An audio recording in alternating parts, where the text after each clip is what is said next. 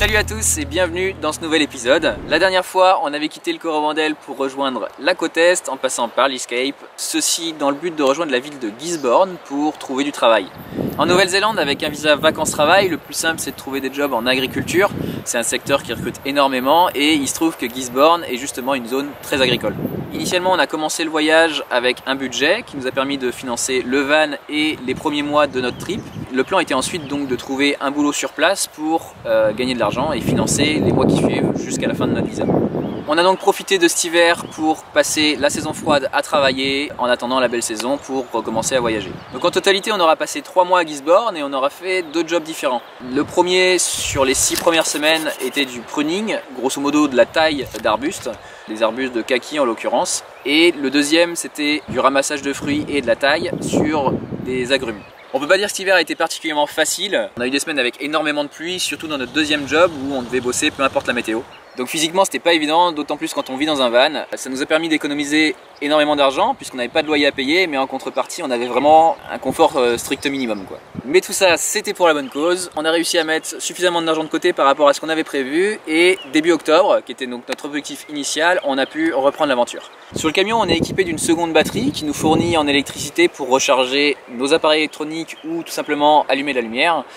Il se trouve qu'elle se recharge en roulant et dans certaines situations où on ne roule pas assez, c'était vraiment limitant. Donc le panneau solaire s'est avéré être un élément vraiment indispensable pour être autonome. On a donc pris le temps de faire cette installation juste avant de quitter Gisborne et de reprendre notre voyage. On a ensuite pris la route direction le sud avec pour objectif la presqu'île de Maya. C'était un site assez prometteur en termes de plongée puisque c'est une zone rocheuse avec potentiellement un peu de visi. On savait pas trop à quoi s'attendre niveau température, mais les combis sont restés au sec beaucoup trop longtemps et quand faut y aller, faut y aller.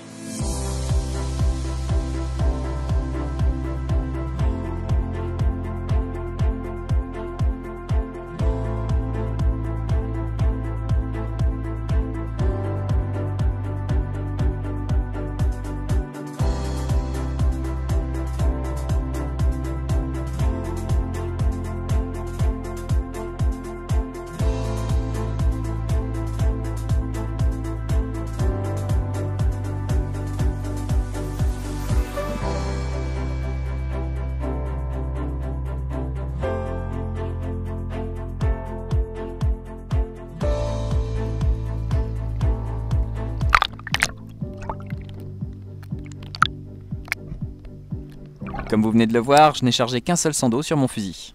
L'eau est plutôt trouble et a priori à cette saison il est peu probable de croiser de gros spécimens. Ma montre affiche un petit 14 degrés en surface qui devrait nous permettre d'explorer la zone pendant une bonne heure avant de commencer à être gêné par le froid. Dans un premier temps, la vie se fait rare, mais je sais qu'il y a potentiellement du monde qui se cache. Bingo! Les dalles sont truffées d'ormeaux.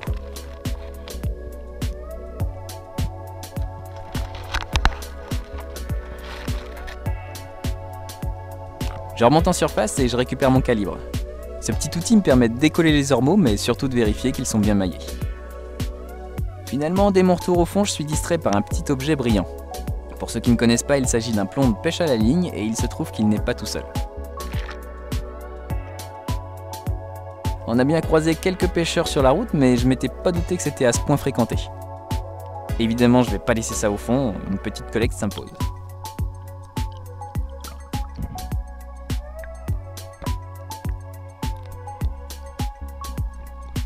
Côté ormeaux, c'est la déception. Il y a beaucoup d'animaux, mais pas moyen de mettre la main sur un individu de belle taille. Je perds rapidement patience et je décide de me reconcentrer sur les poissons.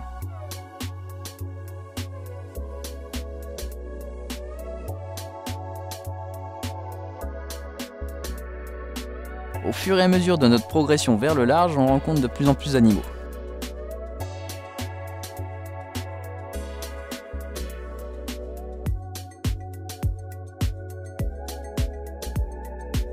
Je tente quelques apnées plus en profondeur sur une zone de sable, malheureusement sans succès.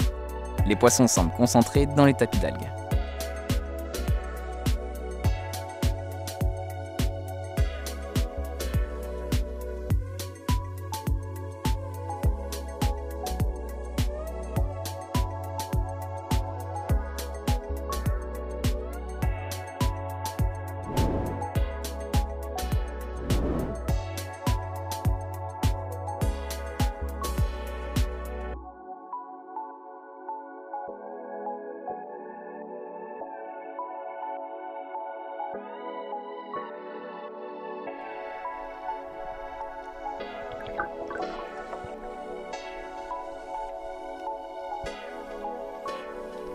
Une silhouette se rapproche doucement, mais j'ai du mal à la reconnaître. A priori, une espèce qu'on n'a pas encore rencontrée. J'avance mon fusil, mais je sens comme une résistance. Le fil de ma bouée qui est accroché à la crosse de mon arbalète s'est pris dans les algues. J'ai de la chance, il se libère rapidement. Mon hésitation prend le dessus et je laisse filer le poisson, mais très vite un deuxième animal arrive. Ils sont franchement de belle taille et leur morphologie me fait penser au Blue Moki. Un poisson très apprécié des locaux et qu'on retrouve fréquemment dans les eaux fraîches de l'île du Sud. Je suis quasiment sûr de moi. Allez, je tente le coup.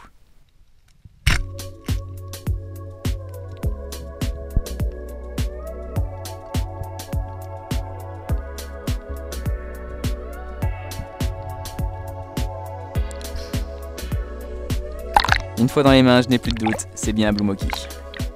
Comme quoi, feuilleter les bouquins sur les poissons du coin à la bibliothèque s'est avéré bien utile. Plusieurs de ses congénères traînent dans le coin et j'en profite pour les montrer à Charlotte.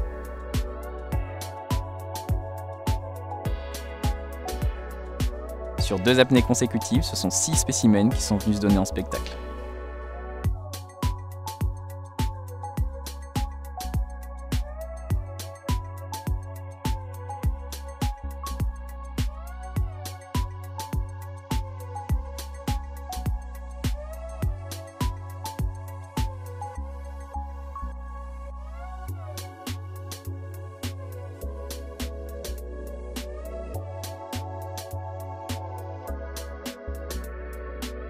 On aurait bien aimé rester un peu plus longtemps, mais le froid nous pousse vers la sortie.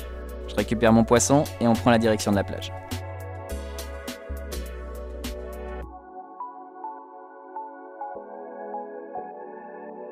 Une sortie réussie sous un super soleil de printemps prometteur. Quant au poisson, cette fois-ci, on va vous montrer comment on le prépare.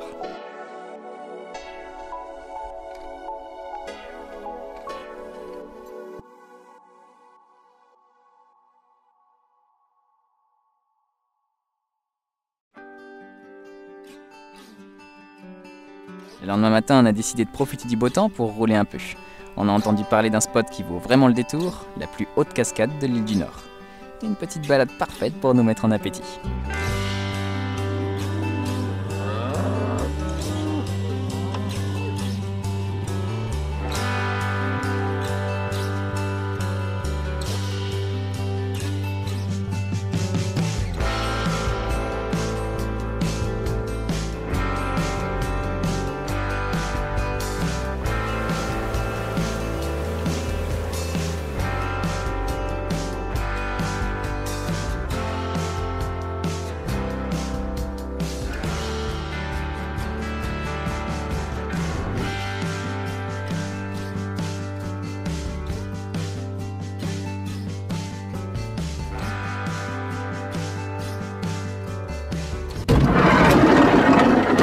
Bon, on a testé le Blue Moki hier soir à la poêle, nature, simplement en filet dans de l'huile d'olive.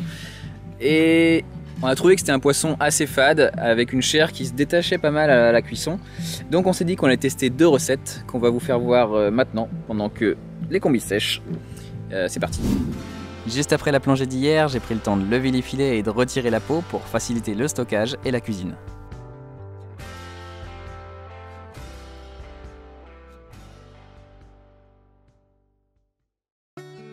Pour cette première recette, vous aurez besoin d'un bel oignon découpé en morceaux.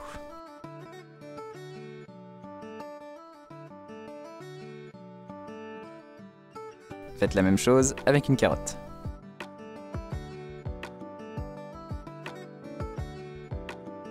Un peu d'huile d'olive dans une poêle chaude.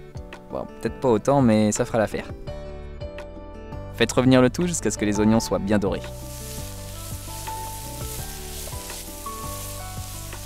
Munissez-vous d'un peu de vin blanc et arrosez le tout généreusement. Oh, ça sent trop bon. Après avoir pris le temps de bien retirer toutes les arêtes de vos filets, mettez-les à cuire directement dans le mélange et couvrez avec les moyens du bord.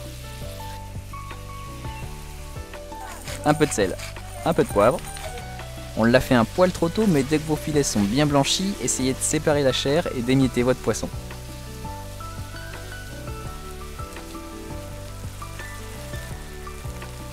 Tout est cuit, on peut passer à la suite.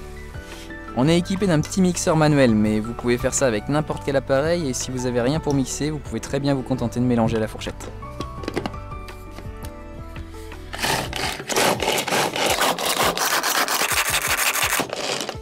Le but est d'obtenir une texture de rillettes. Ajoutez quelques cuillères de moutarde.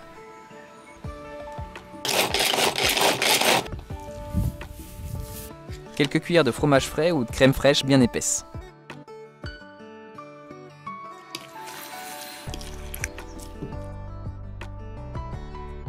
Un bon jus de citron à doser selon vos goûts.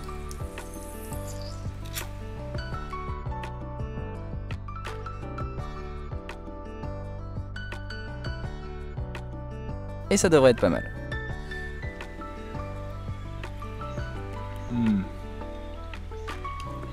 C'est juste un peu chaud. Ouais, ça refroidit, hein. Ça tue. Notre seconde recette du jour est le classique mais non moins succulent poisson pané. On commence par bien fariner le poisson sur toutes ses faces. Un beau jaune d'œuf fermier et en badigeonne.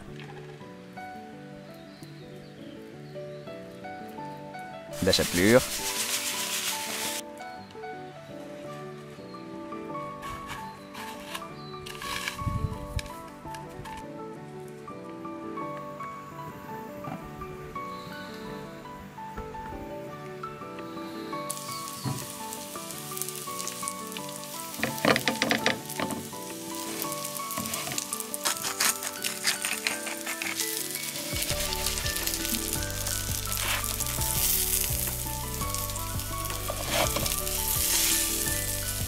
Moi ça. Plus le filet est épais, plus il mettra du temps à cuire. Pensez à vérifier l'intérieur avant d'arrêter la cuisson. Une petite mayo maison qui n'a jamais voulu monter et un jus de citron et le tour est joué.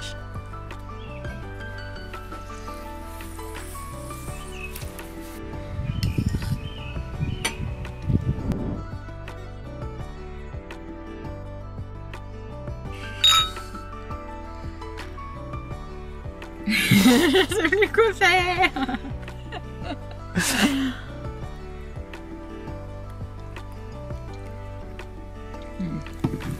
Les rillettes sont excellentes. Le pain n'est pas bon. Franchement, c'est gâché. Ouais, faut faire ça avec de la bonne baguette, hein, y a pas Ouais. photo. Je vais les mettre sur des feuilles de salade. Cet épisode est déjà fini, mais ne vous en faites pas, on revient bientôt. La prochaine fois, on vous emmène explorer une petite merveille à l'eau limpide, gardée secrète par les locaux.